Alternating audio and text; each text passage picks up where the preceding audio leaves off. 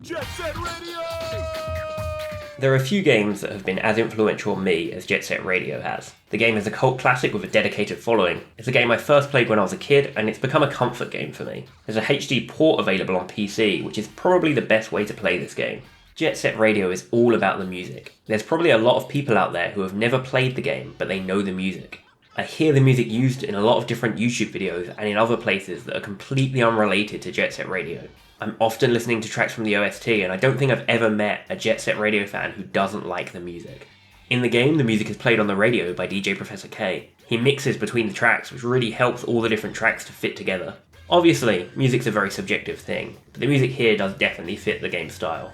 It's loud and energetic and over the top like everything else in this game. Each area has its own soundtrack, and the area based on New York even makes use of American musicians. The music is always there and it's always pumping. I couldn't even really say it's in the background, it's in the foreground. It's one of the main things you'll notice about this game.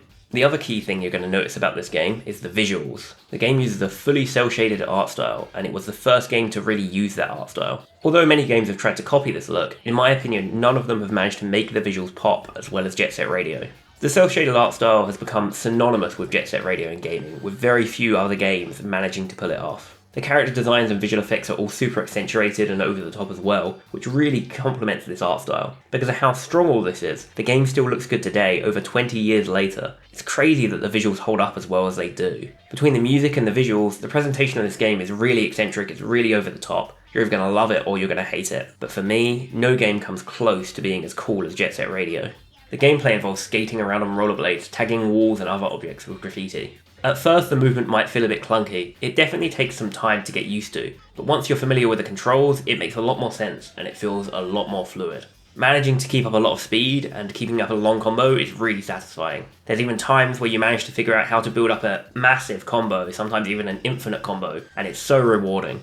The graffiti mechanics are based on quick-time events, where you need to combo increasingly complicated motions together. I enjoy them, and I think you get used to them quite quickly, but I can see an argument that they're unnecessary. In the sequel, they replaced the graffiti with a single button press, so there's not really a way to argue that the devs didn't think it was unnecessary either. Along the way, you'll also encounter enemies who'll attack you, and I love how ridiculous the enemy variety is in this game. The police send tanks, helicopters, and paratroopers after you, and you're just people skating around doing graffiti. It's so over the top and so ridiculous, I love it.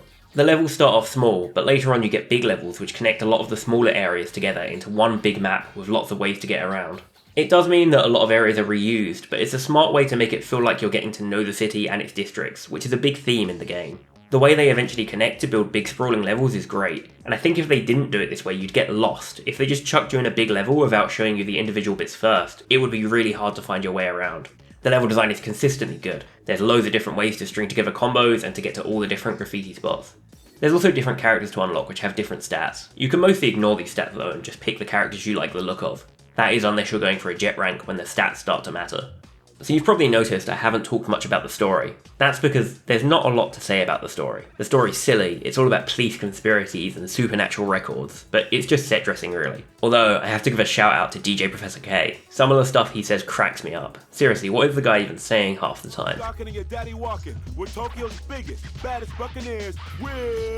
You might have realised by now, this game is pretty over the top and pretty eccentric. There's loads of collectibles and unlockables which helps aid the replayability. Alongside that, the game's just fun, so it's fun to play through because the mechanics just feel so good to use. You need to check this game out, it's awesome. Thanks for watching, and like and subscribe for more recommendations and videos.